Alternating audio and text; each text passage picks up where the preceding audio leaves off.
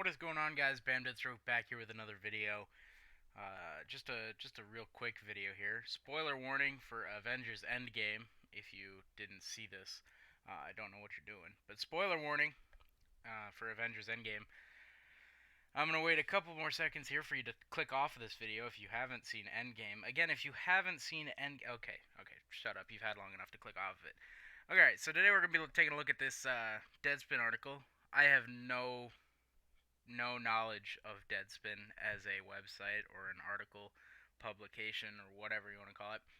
But this is not a very bright start for them. The best and worst part of Avengers Endgame is its disregard for non-fans. I don't know what that's supposed to mean. All right, let's take out this little parentheses part here. The best part of Avengers Endgame is its disregard for non-fans. Alright, so it's saying that it's disregarding people that aren't fans of the series. No shit. You mean to tell me that a conclusion of a 22 movie saga doesn't care if you haven't seen the previous movies? Alright, let's take a look at this the other way. The worst part of Avengers Endgame is its disregard for non-fans. That just doesn't even make any sense. You're telling me that the worst part about it is it doesn't care about. Okay, let's just take a look here. 22 movies. It all started with Iron Man in 2008, and for the last decade, the Marvel Cinematic Universe has been plotting its way towards a conclusion that was saddled with the responsibility of bringing a saga dozens of hours long to a satisfying conclusion. Which, that's accurate. Whether the grand finale of that is Avengers Endgame managed to satisfy you probably depends on how sufficiently obsessed you are with the 21 films that came before. No duh! I I know nothing about Deadspin. If they're like a satirical thing and they're making me look stupid, props to you. Alright? Props to you, Deadspin, for making me look like an idiot. This is absurd. Are you, this has to be satire. I'm just making a fool of myself, right? No duh, it depends on how sufficiently obsessed you are with the 21 films that came before. If you haven't watched any of the films that came before this, you're not gonna know what the fuck's going on. Imagine this saying something else, alright? The best and worst part of Game of Thrones Season 8 is its disregard for non-fans. Of course. Of course, Season 8. Of course, oh my goodness. Oh my goodness. Of course it doesn't care if you haven't seen them. Why? Because you should have seen them. It's an accomplishment in serialized filmmaking that Endgame doesn't dissolve under its own mythos and its crowd-pleasing success when it decides to eschew conventional narrative and storytelling and just dive into what kept people coming back over the last 11 years. It's a stupid movie with a stupid central plot and even worse pacing. It's also a wonderful goodbye to a pop culture monolith that consumed and reshaped for the better and more often the worse mainstream filmmaking over the last decade. What is that supposed to mean? Wonderful goodbye to pop culture monolith that consumed and reshaped for the worse mainstream filmmaking over the MCU like shaped how movies are being made, and that's a bad thing apparently. I don't even know. Spoiler warning again. So basically, he talks about here how heading into Endgame, biggest question would be how would they undo the snap, right? Thanos snaps away half of all living life as we know it. So how are we gonna do that? And so inevitably, it comes down to time traveling. So the specifics of time traveling are stupid because it's not real.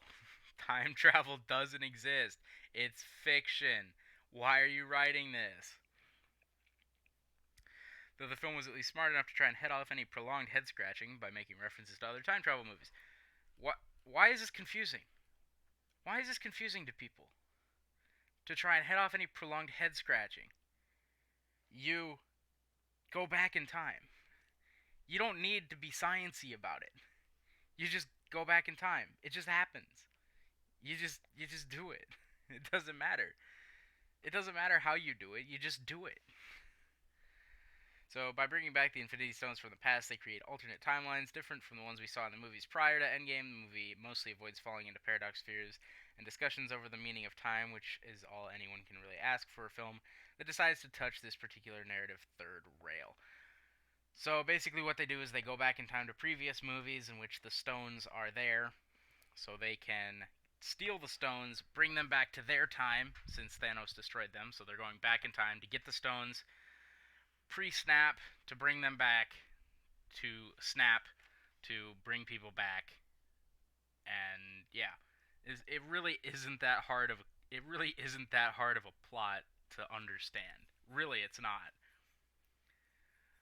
More than offering an opportunity, the movie's time travel plot allows for filmmakers to revisit key moments. Yes, so they're advertising their own stuff in a thing. So even if you hadn't seen any of the previous movies, you get a recap of some of them in Endgame. So it doesn't just disregard non-fans. It's advertising its own films in the movie. Good lord. Though one of the time travel plots did not directly interact with the previous movie, the others saw a return to the Avengers, Guardians of the Galaxy, Thor: The Dark World, Doctor Strange, and Echo of Winter Soldier. This led to a fan service galore. Welcome returns of Loki, Ancient One. Last entering returns is Rene Russo and Natalie Portman. Reintroduction of Thor's Mjolnir hammer, destroyed in Thor Ragnarok, and a callback to the best fight scene in the MCU, the elevator fight in Winter Soldier with a Hail Hydra to boot. So I'm confused as to what. Like, yeah, it goes back to previous movies, so they can get the time stones, so that they can undo the snap, or so that they can snap and bring people back. Not that hard of a concept. Here's where the train begins to go off the rails for anyone who wasn't already deeply embedded with the MCU. You don't have to be that deeply embedded. You don't have to care about every single thing that's going on to know what's going on in this movie. More like a TV series finale, revisiting the themes and the locales of the past years to conclude 3 days worth of films. Yeah, that part's true. There are those big set piece callbacks to movies you may not have seen. Imagine how confused you would be by Tilda Swinton's appearance if you didn't see Doctor Strange. No duh! But there are also character beats and in-jokes that only work if you obsessively rewatch at least a portion of the 21 films that came before Endgame. This whole paragraph, this whole thing, this does not need to exist. This does not need to exist. Like, imagine watching like the Star Wars saga, right? So you've got the prequels that no one talks about, the original 3, and then now the most recent 3 that take place after Episode 6. Imagine watching Episode 6 first. Like, you just watched Episode 6. You don't know what's going on. Of course you don't know what's going on. You didn't watch any of the movie. You don't even have to watch. Think of Star Wars as 3 groups of 3, right? Don't think of it as all big one necessarily. Think of it, right, as 1, 2, 3, and then 4, 5, and 6, and then 7, 8, and 9. If you watched Episode 6 without watching 4 and 5, who's Luke Skywalker? Why is his relationship with Leia so important? Who's Han Solo? You know, why is Darth Vader not a person? Oh, he is a person? What happened? You're not going to know what's going on unless you've seen the previous movies. Watch the previous movies. That's why they're numbered. That's why you can Google Marvel Cinematic Universe in chronological order and watch them. It's not that hard. Take, for example, Captain America wielding Mjolnir. On its own, extremely badass if a bit out of nowhere. You don't know the comics, it just seems like a convenient way to save Thor from Thanos at a crucial time. If you haven't seen Age of Ultron since its disappointing release, you would have missed the significance stemming from that movie's only good scene.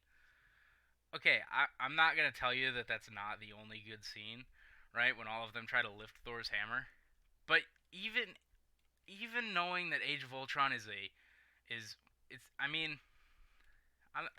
I don't want to say it's a bad movie, but it's not great.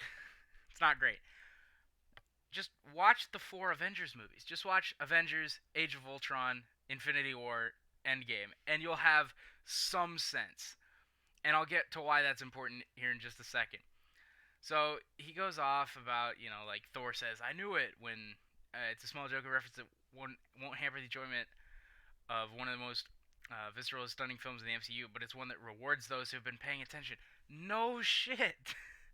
No shit, it's gonna call back to the previous movies. No duh. It's just absurd to me that this has to be satirical. This has to be satire. Tell me in the comments if Deadspin is satire and I'm making a fool of myself. Oh my goodness. Oh my goodness. Let's take a look here at the next thing, right? Where was the okay, yeah. Iron Man dies a hero, Cap gets time travel love story, and all the Dustin people come back to life for future installments. There's no gray area here. No duh. Again, no duh.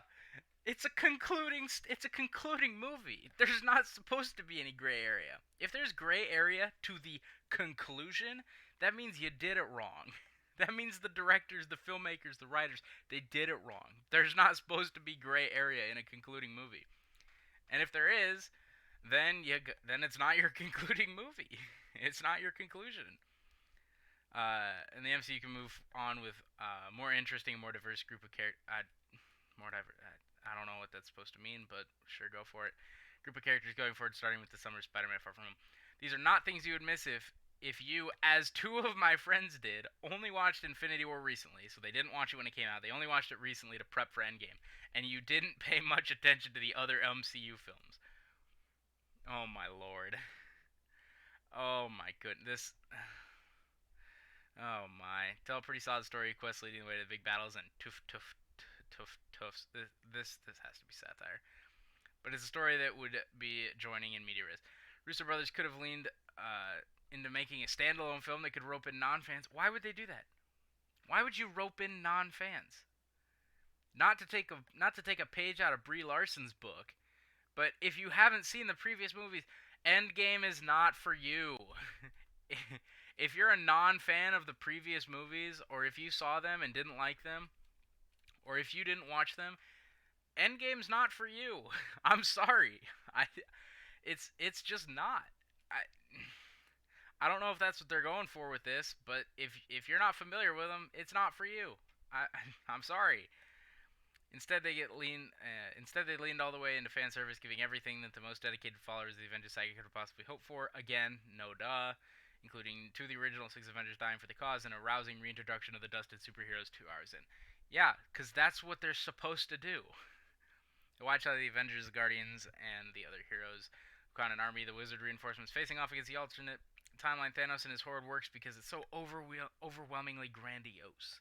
It's a moment that was earned through a commitment of stringent as those made by the longest TV shows. Yeah, that's what happens. We just had the big battle in Game of Thrones or whatever. That was a build-up to all this stuff, and I'm not gonna spoil that because I'm already spoiling Endgame for you people.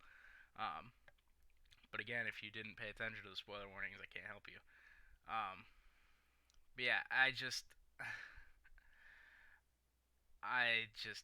know. This has to be satire. I really hope this is satire. Deadspin, I really hope you're a satirical site and I didn't make a fool of myself.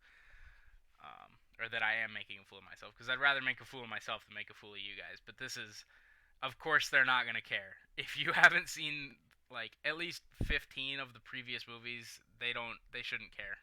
I'm glad they did. I'm glad Endgame went how it did. I thought Endgame was phenomenal. You guys saw my thank you to Marvel and all them. Um, but yeah, this was an article, all right. But that's gonna do it for